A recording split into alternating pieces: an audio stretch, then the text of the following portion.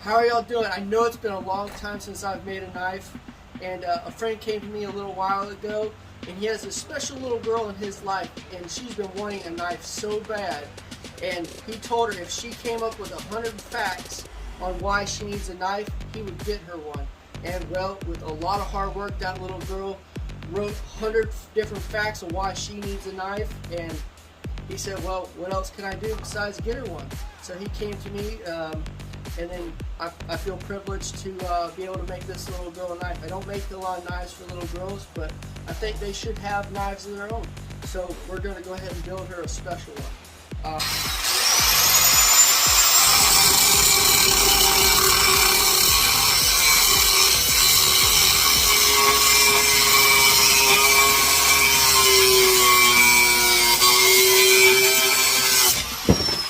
If I still got it. Man, it's been a long time. So if you're wearing earphones, you might want to turn the volume down right about now.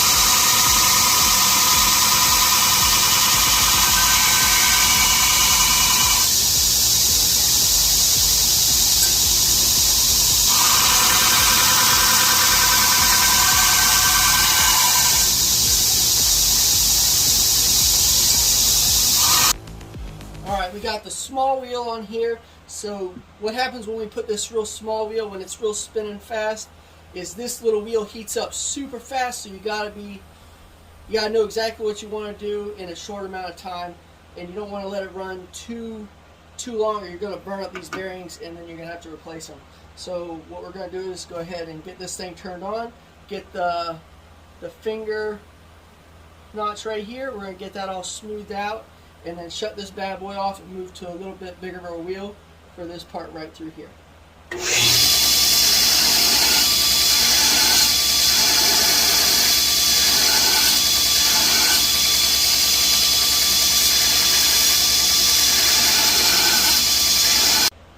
Alright, we got the little bit of a bigger wheel set up. Now we're going to go ahead and get this part ground out.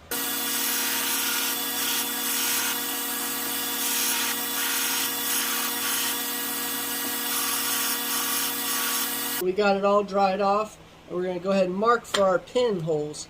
So what we're going to do is first we're going to mark where we want our top one to go.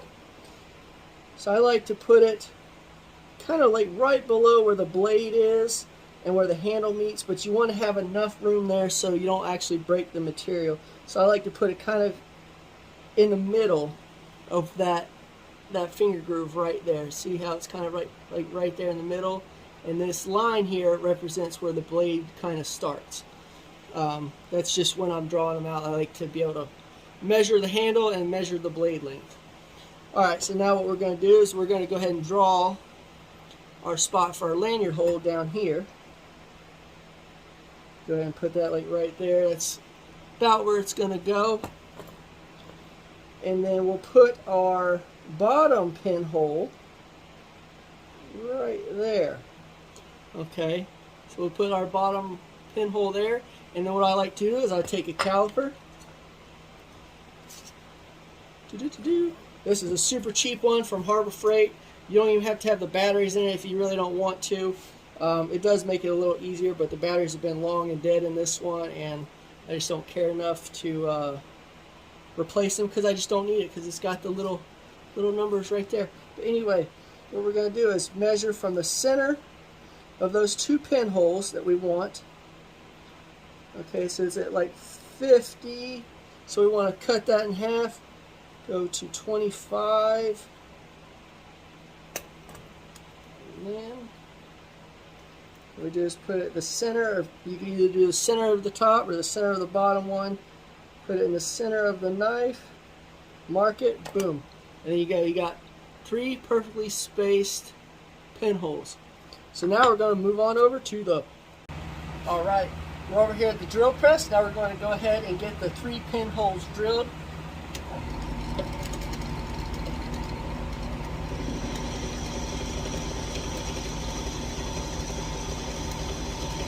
Sharp drill bits make a huge difference. It makes it go in super easy, and then it makes the backside real clean. And what is real nice to do is have a piece of wood or something underneath that, so that way it has a smooth transition. Get off the debris.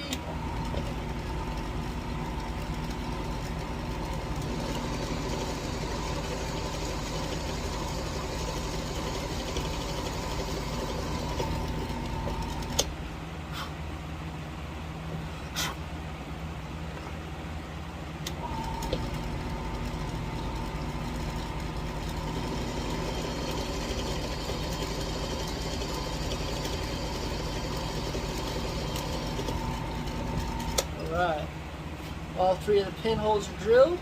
Now we're going to change the drill bit so we could drill our lanyard hole.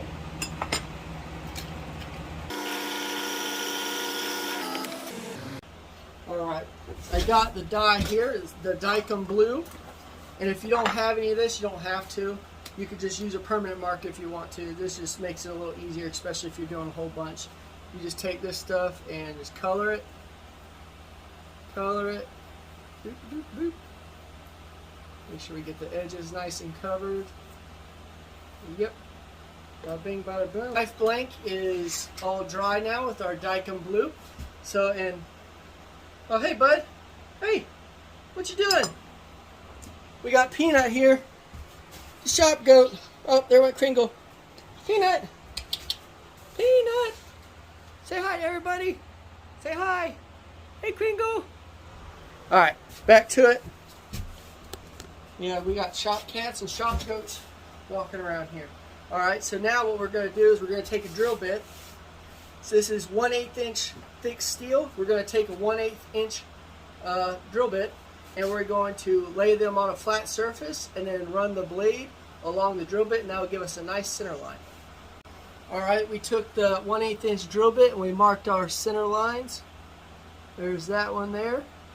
And there's that one there. We're not going to bring the false edge all the way up to here, so what we're going to do is we're going to take our little square here, and we're going to mark where we want that to stop.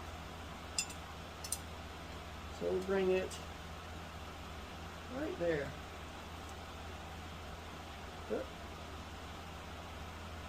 Perfect. Draw it right across over. Yep. Right there. Perfect. Lines up nicely. So we got our little lines right there. You can kind of see it. And then right across the top, that's where we're going to stop the false edge on the top. So let's go ahead, and what we're going to do is we're going to grind the false edge first, and then we're going to flip it over and do the real edge.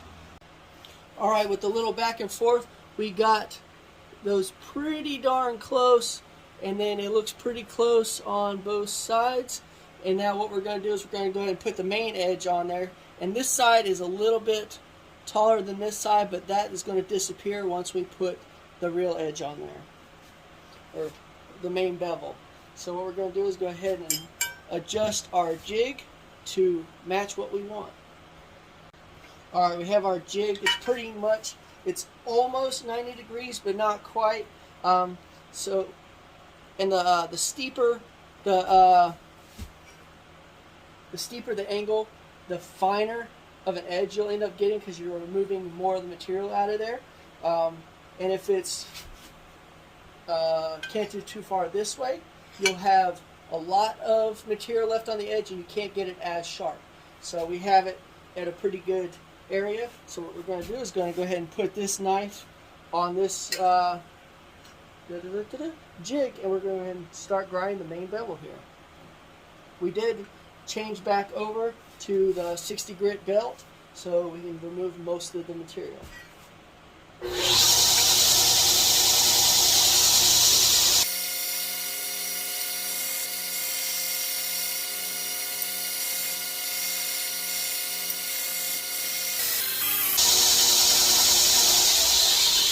There we go, we have the main bevel on there. Oh, it's looking awesome. Oh yeah, nice. Now you gotta get the other side to match the other side. So yeah, that's the fun part, is getting them to look right. Alright, so we just ground everything out. We got all our plunge lines matching. Everything looks symmetrical. So the next step is we're going to heat this thing up and do its heat treat. Alright, you don't have to put this thing in a heat treat oven. It's best if you do. I do have one, and the majority of the knives I put in there when I have to do a lot of them at one time. But since we're only doing one knife, we can get away with doing it with a torch as long as you go slow. I don't have the heating tip. I do have a cutting tip, but if you do it the right way, then you won't burn anything. You just have to go slow and watch your steel. So what we're going to do is we're going to kind of start in the thicker area, and we're going to let the heat soak down to the edge. So, and we got our thick pieces of steel, so when we're cooling it down, it keeps it nice and straight and we don't get it all curvy and wonky. Our thick steel blocks here, and then we got our air compressor to cool it down even further and faster. And so let's go ahead and get this show on the road, shall we? Let's go ahead and spark a few memories. All right. Womp, womp, womp. All right. Oh. There you go. Okay. Hot in here without a fan.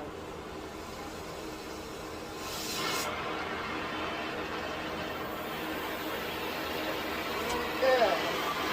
Now slowly heat this up. I'm going to move this in.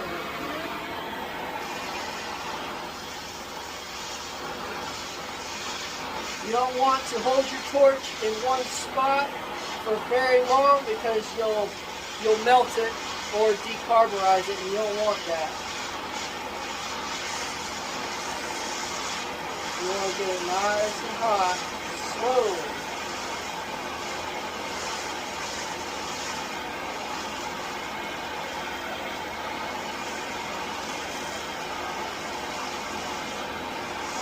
So heating up the thicker part of the spine real quick. It's kind of hard to see that it's actually like a cherry red right now, but in the camera it doesn't look like much. The heat traveled down to the edge there, so now we're going to slowly work our way up, being careful not to melt the steel.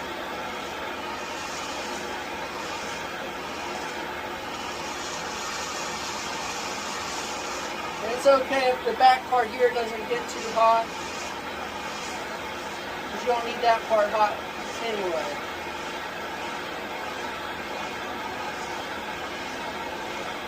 And slowly heat it up.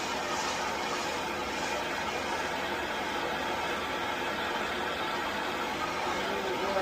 Come on. Almost there. We want to get a good consistent color through the whole thing.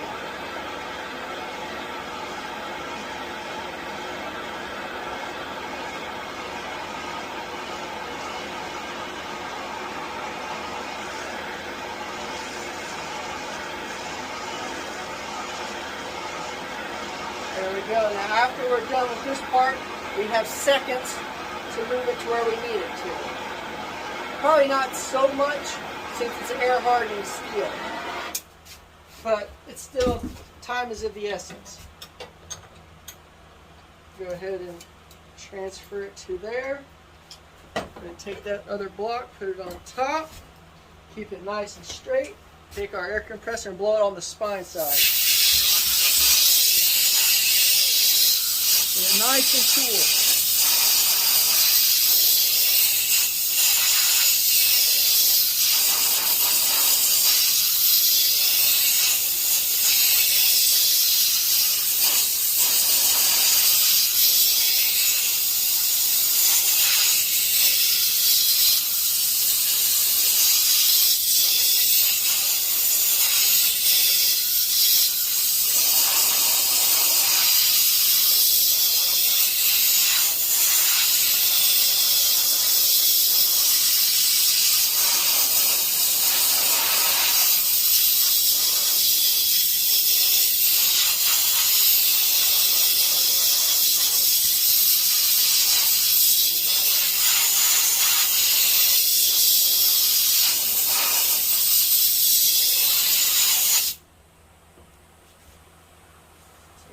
That. Still a little warm, not bad. Still a little warm, but it's not bad. Alright, so now we'll take a look at the straightness. I don't know about you, but to me, that seems perfect. Alright, so now comes the boring part, is the temper. We're not going to film any of that, because it literally, this knife has to sit in an oven for a couple hours. Right now, okay, I'll back up a little bit. Right now, this knife is as hard as it's ever going to be. Right now, it's brittle. So what we do in the temper process is take the brittleness out, which adds strength. So you heat it up to a lower temperature for a longer period of time, a couple different cycles, and then it takes that brittleness out and adds strength. So that's the next part that we're going to do, and then once that's all said and done, we'll go ahead and pick back up and continue on this video. Okay, our knife is fresh out of temper and it's all cleaned up. I went ahead and got rid of all the scale, and then I went ahead and roughed up the surface where our adhesive is going to go, so it has a nice positive area to hook up to. And the scales that we're putting on this awesome knife is abalone shell from New Zealand. This is going to look really awesome. So we went ahead and did that off camera. We got the scales all drilled up and cut and ready to go. So now we have them ready to go. We got our pins that we're going to use. We're going to go ahead and use copper, since copper is just awesome. Go ahead and put those off to the side. Everything cleaned up and ready to go. We're going to go ahead and use G-Flex epoxy. This is probably the strongest stuff that I've found and the most reliable. And it is a 50-50 mix. So we're going to go ahead and put some of the resin right there on the cardboard. I usually just put painter's tape down, but I couldn't find my painter's tape. Like I said, it's been a hot minute since I've been in here. So now we're going to go ahead and put the hardener right next to it. 50-50 mix. Alright. And we got our mixing stick, which is just a cut off piece of Kydex. You always have plenty of that stuff lying around. Okay, go ahead and make sure this is mixed up real good. Okay. Okay. Alright, that's pretty good. Alright, for just one little knife, you really don't need a whole bunch. And this stuff, I believe, has like a working time of 20 minutes. So it is awesome. That way I can show you kind of in slow motion. Alright, so what we're going to do is go ahead and put some epoxy on one side here.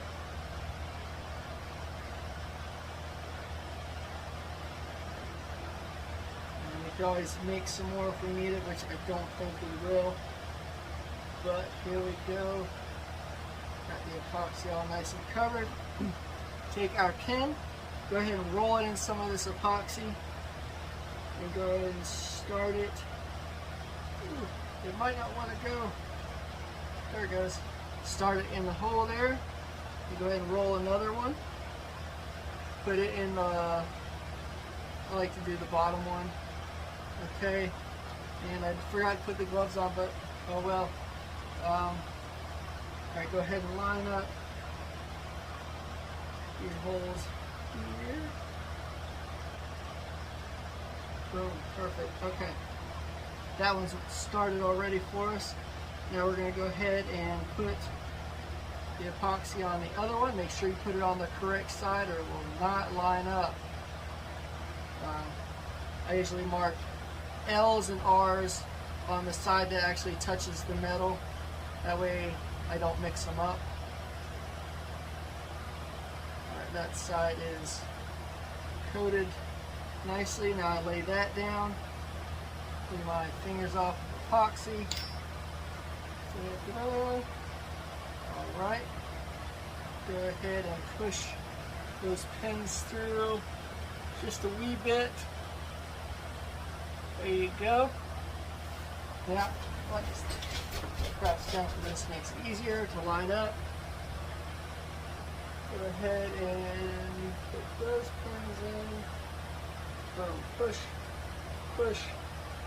And then get our third pin. Go ahead and put epoxy on that one. Go ahead and roll that one and push it through the third hole. And then take a small hammer. You don't need to hit very hard. You shouldn't need to hit very hard. And just tap those through all the way. A little bit more on that one. There you go. A little bit more on that one. So you don't need much on that other side. This stuff's going to get lopped off anyway on both sides and then ground nice and flush. But this is going to be one killer knife. So now what we're going to do is get some clamps. Go ahead and clamp it. I like to use these ones, that way you don't over tighten it and lose all your epoxy. You don't want too much squeeze out. And it's okay if it squeezes out through this part here. We just go back and clean that up. And then what we're going to go ahead and do is take Q-tips and right around where the blade meets the scales. We're going to go ahead and remove most of the excess stuff. And then once it's all hardened up and dried, we'll go ahead and remove the last little bit. But this gets rid of the bulk for us. Now, we just let it sit for 24 hours. It's nice and hot in here, so this stuff should cure up pretty quick. And then tomorrow we'll be able to start on the finishing process. Alright.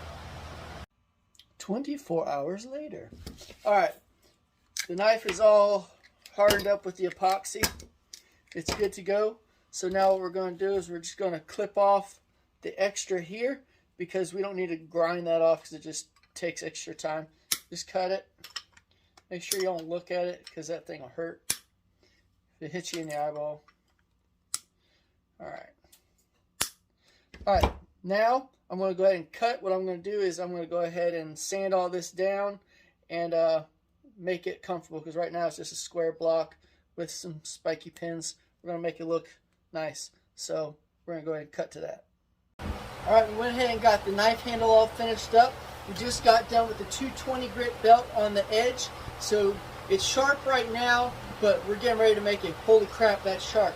So what we're going to do is we're going to take it from the 220 and we're going to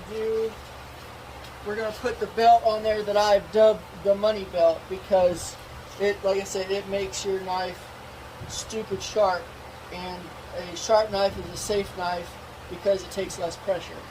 So what the money belt is a wore out, dull 800 grit belt that I've filled with green rouge.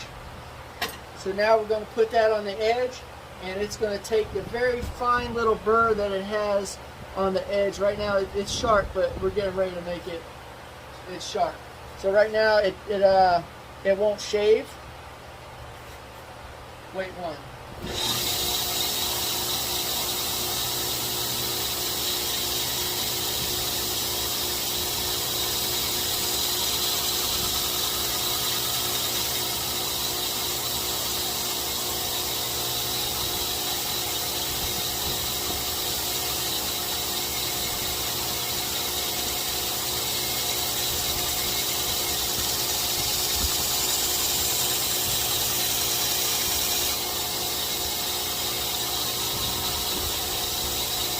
Almost there.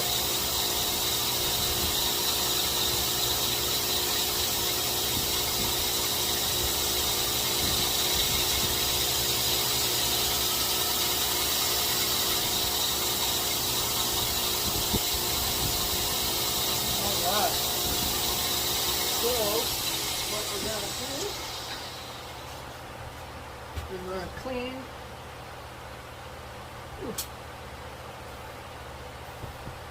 Clean all the rouge off the edge, and that way it gives us an accurate feel of what that edge is like.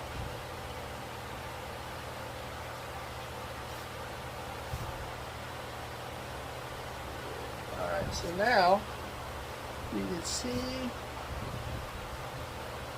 there we go.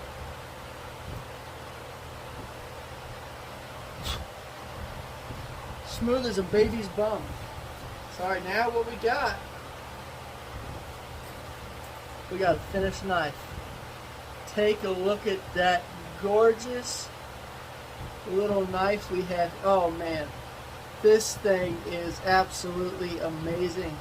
Look at that abalone with the copper pins. Oh yeah. Thanks for watching and take care.